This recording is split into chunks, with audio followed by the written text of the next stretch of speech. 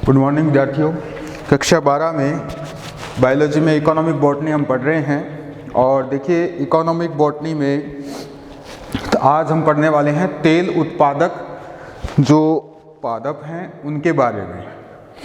तो तेल उत्पादक पादप की बात करने से पहले मैं आपको बता दूं कि पादपों में 2 प्रकार के तेल पाए जाते हैं। कितने प्रकार के? पादपों में 2 प्रकार के तेल होते हैं। कौन कौन से होते हैं? नंबर 1 को हम कहते हैं सगंध तेल या अनिवार्य तेल। सगंध, अनिवार्य या वाष्पशील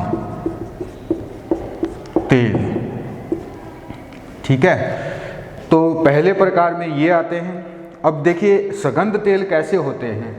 ये एक तो क्या है, तीव्र गंध वाले होते हैं। ठीक है, इनमें क्या होती है, तीखी गंध होती है, तीव्र गंध वाले होते हैं। और वाष्पशील हाइड्रोकार्बन होते हैं। ये वाष्पशील क्या होते हैं? हाइड्रोकार्बन्स। ये इसकी मुख्य बातें हैं। और इनका पृथक्करण कैसे होता है? पृथक्करण जो है इनका आसवन विधि द्वारा होता है। आसवन विधि द्वारा होता है। ठीक है, तो प्रभाजी आसवन जिसे हम कहते हैं उसके द्वारा इसका जो है इनको अलग किया जाता है। जैसे मोगरा एग्जाम्पल देखें हम तो मोगरा है, चमेली है, ठीक है, गुलाब है। इनके अंदर जो तेल होता है उसको आसवन विधि द्वारा अलग करते हैं। तो सगंध का मतलब इनके अंदर क्या पाई जाती है? गंध पाई जाती है, जिसे हम सगंध। एरोमेटिक होते हैं ये, एक तरह का मतलब ये है कि ये एरोमेटिक होते हैं और एसेंशियल होते हैं, यानी इनके अंदर ये अनिवार्य रूप से तेल होते ही हैं और साथ ही साथ वोलेटाइल होते हैं। वोलेटाइल का मतलब वाष्पशील होते हैं। क्लियर? यानी कि इन तेलों के उपयोग, इनको अलग करने के बाद जैसे इत्र वगैरह बनाए जाते हैं ना, तो इत्र क्या होता है? वाष्पशील होता है। इत्र की शीशी को अगर हम कमरे में उसके तापमान पर खुला छोड़ देते हैं तो वो उसकी खुशबू क्या है, पूरे विसरण द्वारा पूरे कमरे में फैल जाती है। तो एक तरह से ये ऐसे तीव्र गंध वाले वाष्पशील हाइड्रोकार्बन है जिनका पृथक्करण आसवन विधि द्वारा किया जाता है। और जो वसीय तेल होते हैं, नंबर 2 पर आते हैं वसीय तेल। वसा युक्त तेल जो है उनको हम कहेंगे, ये कैसे होते हैं? ये एक तो अवाष्पशील होते हैं। अवाष्पशील का मतलब यही है कि ये जो है वेपर के रूप में वायु में नहीं जाते हैं। और वसीय अम्लों और गिल्सरॉल के एस्टर होते हैं। वसीय अम्लों व गिल्सरॉल के क्या होते हैं? ये एस्टर होते हैं। ठीक है, यानी कि हम ये कह सकते हैं कि इनके अंदर जो मैक्रो मॉलिक्यूल हैं वो आपस में बहुत ही जो इनके अंदर क्या है, आपस में ये बंधे रहते हैं और इनको सामान्य आसवन विधि द्वारा पृथक भी नहीं किया जा सकता है। तो जितने भी खाद्य तेल हैं, खाद्य और अखाद्य तेल, ये सारे इसी में आते हैं। तो खाद्य तेल में देखें हम कौन कौन से हैं, जैसे सरसों है, ठीक है, नारियल है, सरसों है, नारियल है। इसके अलावा और भी हैं जैसे सोयाबीन, सूरजमुखी, मूंगफली, सोयाबीन, सूरजमुखी और मूंगफली। तो खाद्य तेल के रूप में इनको हम काम में लेते हैं। ये तो इत्र बनाने में काम आते हैं और ये खाने के काम आते हैं। सरसों, नारियल, सोयाबीन, सूरजमुखी और मूंगफली। ठीक है, और अखाद्य तेल भी इसके अंदर शामिल हैं। अखाद्य तेल क्या काम आते हैं? अखाद्य तेल जो है वो अधिकतर किस काम आते हैं? अधिकतर ये काम आते हैं दवाइयाँ बनाने के लिए काम आते हैं। जैसे करंज है, अरंडी है, नीम है। ठीक है, करंज, अरंडी या नीम, ये सारे इसके अंदर आते हैं। आगे चलते हैं वसीय तेलों के प्रकार। अब हम वसीय तेल की बात करेंगे। वसीय तेल जो है वो कई प्रकार के होते हैं। कौन कौन से होते हैं अभी देख लेते हैं हम। भाई आपको याद रखना है कि पादपों में दो प्रकार के तेल पाए जाते हैं, सगंध और दूसरे जो हैं वो कहलाते हैं वसीय तेल। वसीय तेल जो वायु में खुला रखने और तेल के व्यवहार के अनुसार वसीय तेल 4 प्रकार के होते हैं। नंबर 1 शुष्कन तेल। शुष्कन तेल वसीय तेल के प्रकार हैं। वसीय तेल के प्रकार पहले ये चैप्टर आपके सिलेबस से हटा दिया था, लेकिन वापस से इसको पुनः जोड़ दिया क्योंकि ये एक बहुत ही महत्वपूर्ण चैप्टर है। हमें उन पादपों के बारे में जानकारी होनी चाहिए जो कि हमारे लाभदायक महत्व के हैं। तो पहला तेल कौन सा है इसमें? शुष्कन तेल। ये वायु में खुला छोड़ने पर तेल की सतह पर एक लचीली परत बन जाती है, उनको हम कहते हैं शुष्कन तेल। तो आपने देखा होगा कि जैसे सोयाबीन का तेल है, कुसुम का तेल है, अलसी का तेल है। तो सोयाबीन के तेल की ही बात कर लेते हैं। सोयाबीन का तेल वैसे किस काम आता है? सोयाबीन का तेल आता है खाने के काम, ठीक है। और इनको जब हम वायु में खुला छोड़ देंगे तो इनके ऊपर क्या एक पतली सी परत बन जाएगी, इसीलिए इनको शुष्कन तेल कहते हैं, ठीक है। अब देखिए, इसको तो हम थोड़े समय के लिए भी अगर रख दें या ज़्यादा समय के लिए भी रख दें तो एक तेल की परत आ जाएगी। दूसरा जो प्रकार आता है इसमें वो आता है अर्ध शुष्कन तेल का। अर्ध शुष्कन तेल के अंदर देखिए, जैसे सूरजमुखी का तेल है, सूरजमुखी या तिल का तेल, ठीक है, या नहीं, इसको हम कहेंगे वह तिल का तेल। तो सूरजमुखी के तेल में और इसमें क्या समानता है दोनों में कि देखिए, इनमें भी वायु के साथ लंबे समय तक अगर ये संपर्क में रहते हैं, थोड़े समय के लिए नहीं, इनको जब हम थोड़े समय के लिए भी छोड़ते हैं तो एक तेल की परत बना लेंगे, लेकिन इनको क्या है, लंबे समय तक छोड़ना पड़ेगा। और इसके बाद फिर क्या होगा, इनकी सतह पर भी एक तेल की परत, एक तरह से एक परत बन जाएगी। इसके बाद आता है नंबर 3, इसको हम कहेंगे, तो मैं आपको बता रहा था अशुष्कन तेल के बारे में। अगला जो आता है इसके अंदर वो आता है अशुष्कन तेल। अशुष्कन तेल, ठीक है। तो इसमें क्या होता है कि ये वायु के संपर्क में आने पर किसी भी प्रकार की परत नहीं बनाते हैं। जैसे सरसों का तेल होता है, मूंगफली का तेल है, सरसों का तेल, ठीक है, और मूंगफली का तेल। तो इनको अगर हम वायु में खुला छोड़ देंगे तो इनके ऊपर कोई भी परत नहीं बनती है। और जो नंबर 4 आता है वो आता है वसा या चर्बी, ठीक है, ये नंबर 4 में है। तो ये सामान्य तापक्रम पर ठोस या अर्ध ठोस अवस्था में रहते हैं। ये क्या रहते हैं? सामान्य तापक्रम पर ठोस या अर्ध ठोस अवस्था में रहते हैं। जैसे नारियल का तेल। तो नारियल के तेल जो हैं वो सामान्य अवस्था पर या तो ठोस अवस्था में रहेंगे सामान्य तापक्रम पर, या फिर ये कैसे रहेंगे, या फिर रहते हैं ये अर्ध ठोस अवस्था में। तो ये वसीय तेल के प्रकार हो गए। आज हम जानेंगे अब आगे जो है वो सरसों के बारे में हम देखते हैं क्या है सरसों, ठीक है। सरसों का बोटेनिकल नेम क्या है?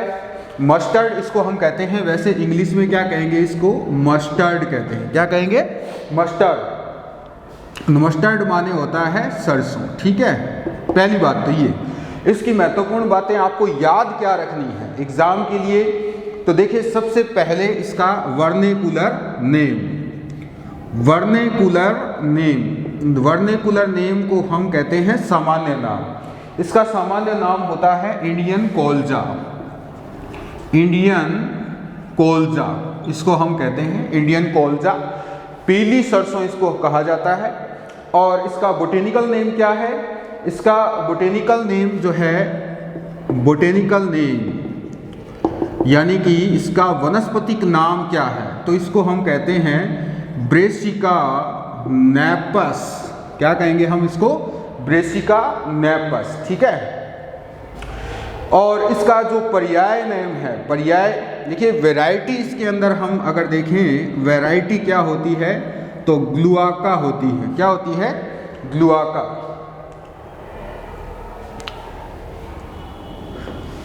ग्लेउका इसको हम कहेंगे, ग्लेउका, ठीक है। ये वैरायटी है। वैरायटी का मतलब क्या हो गया कि इसको हम क्या कहेंगे? ग्लेउका कहेंगे। लेकिन इसका एक पर्याय नाम है, जो इसका पर्याय नाम है वो क्या है? ब्रेसिका कैम्पेस्ट्रिज। ब्रेसिका कैम्पेस्ट्रिज, ज़्यादातर हम इसी नाम को काम में लेते हैं, ठीक है। ब्रेसिका कैम्पेस्ट्रिज होती है और इसी को हम क्या कहते हैं? सरसों कहते हैं, ठीक है। सरसों इसी का नाम है, ब्रेसिका कैम्पेस्ट्रिज का। आगे चलते हैं, इसकी फैमिली कौन सी है? तो इसकी फैमिली जो है वो कहलाती है क्रूसीफेरी। क्रूसीफेरी फैमिली का पादप है ये, क्रूसीफेरी। इसको हम ब्रेसिकेसी भी कह सकते हैं, ठीक है। ब्रेसिकेसी भी इसको कहा जाता है।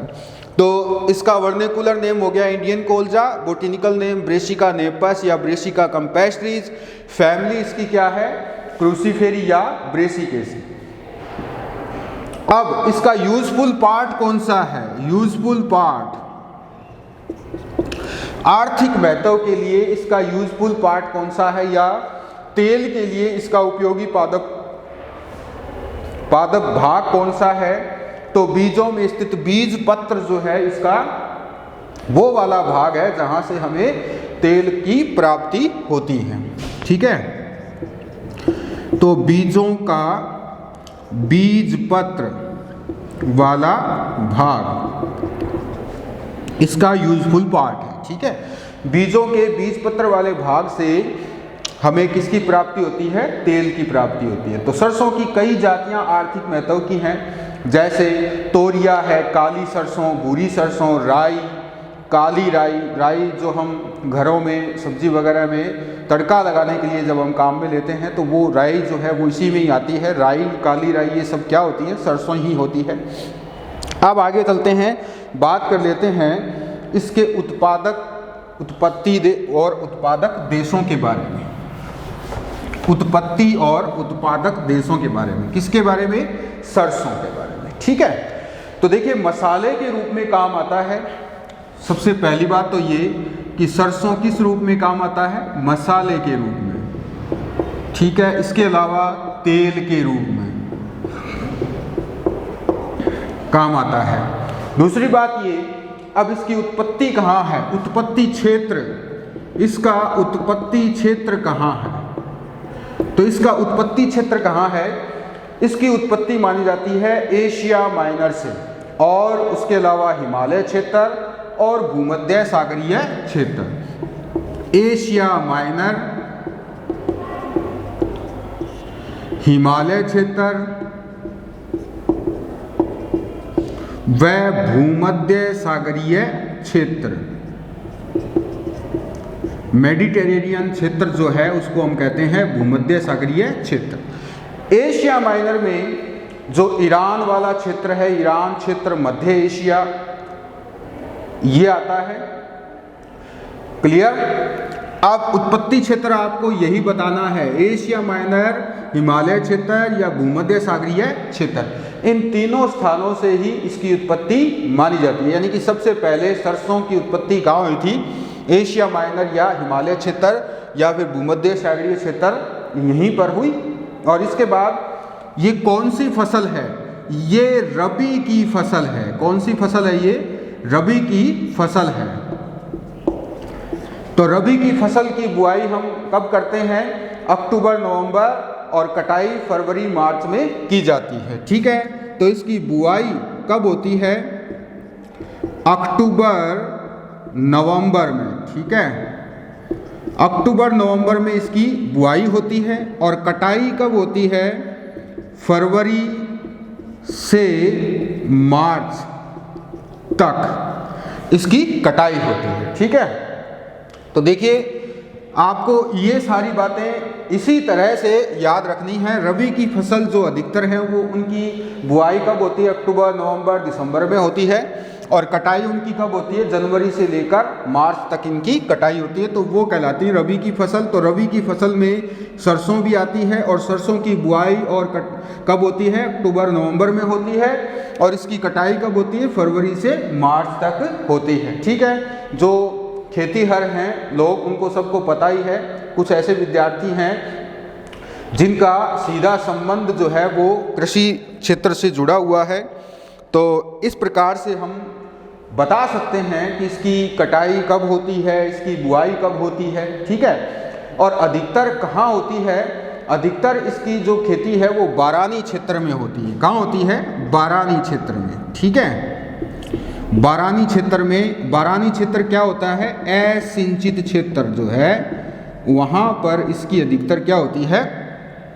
बुआई होती है। ठीक है, कहीं कहीं इसकी सिंचित क्षेत्रों में भी की जाती है।